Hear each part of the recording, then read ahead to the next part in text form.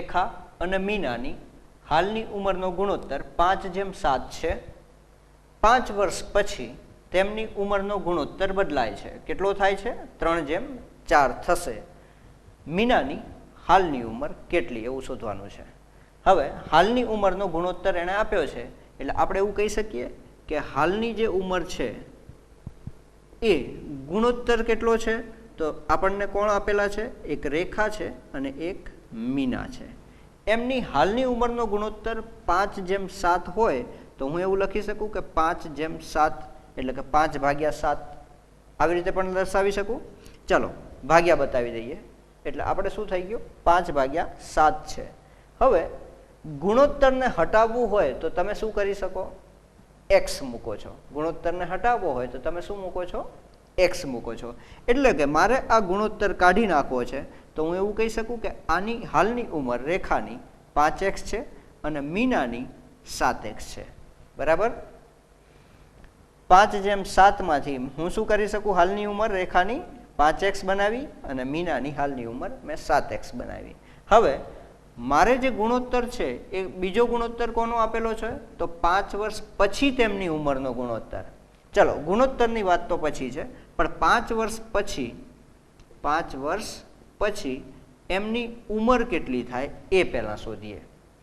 તો જો હાલ 5x હોય તો 5 વર્ષ પછી શું થાય? 5 વર્ષ એમાં ઉમેરાશે. બરાબર? ક્લિયર? ચલો એ જ રીતે આની 7x હોય તો 5 વર્ષ પછી શું થશે? 7x + 5 થશે. એમાં પણ 5 વર્ષ ઉમેરાશે. એક આપણને નવી વેલ્યુ મળી એટલે કે 5 વર્ષ પછીની આપણને ઉંમર મળી એક 5x + 5 અને 7x + 5. હવે એણે એવું કીધું છે કે 5 વર્ષ પછી તેમની જે ઉંમર છે એનો ગુણોત્તર તો 3:4 થાય છે. 5 વર્ષ પછીની એમની જે ઉંમર છે એનો ગુણોત્તર કેટલો થયો? 3:4. એટલે આપણે એવું લખી શકીએ કે 5 વર્ષ પછીની ઉંમરનો ગુણોત્તર એટલે કે 5 વર્ષ પછી 5x + 5 અને ભાગ્યા 7x + 5 આ બંને વચ્ચેનો એક ગુણોત્તર શોધ્યો. પણ એ તો આપણને આપી દીધેલો છે. કેટલો છે? 3:4. એટલે કે હું લખી શકું 3/4. ચલો હવે આને સાદું રૂપ આપવાનું છે. આપણે આગળ જોયું એ પ્રમાણે કે ક્રોસ મલ્ટિપ્લિકેશન જે ગુણોત્તર અને પ્રમાણમાં પણ આપણે શીખી ગયા છીએ. ચલો કરીએ. તો અહીંયા આપણે આ પદને 4 વડે ગુણીશું તો શું થશે? 4 5x + 5. 4 × 5x + 5. અહીંયા 3 છે જ સામે એટલે મેં લખ્યા બરાબર 3. આ પદને હું સામે લઈ જઈશ તો ગુણાકારમાં જશે. શું જશે? 7x + 5. 7x + 5. ચલો આગળ સાદું રૂપ આપીએ. 4 × 5 એટલે 4 × 20x વત્તા 4 × 20 જે તમને છોડતા આવડે જ છે કૌંસ. 3 × 21x વત્તા 5 × 15.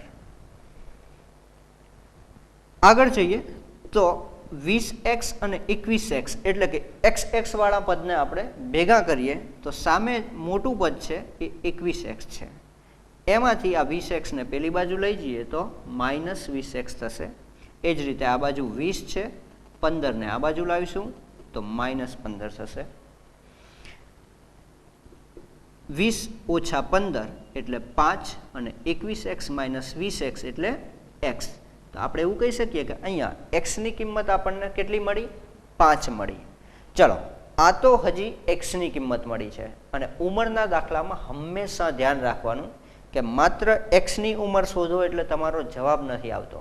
પ્રશ્નમાં શું પૂછ્યું છે એ ચોક્કસપણે જોજો. પ્રશ્નમાં એવું પૂછ્યું છે કે મીનાની હાલની ઉંમર કેટલી? મીનાની હાલની ઉંમર કેટલી? ચલો પહેલાં તો એ જોવું પડશે કે મીનાની હાલની ઉંમર હતી કેટલી. તો આપણે જે અહીંયા લખ્યું હતું કે મીનાની હાલની ઉંમર 7x છે, આવું જ ધાર્યું હતું. તો એના પરથી આપણે શું શોધી શકીશું?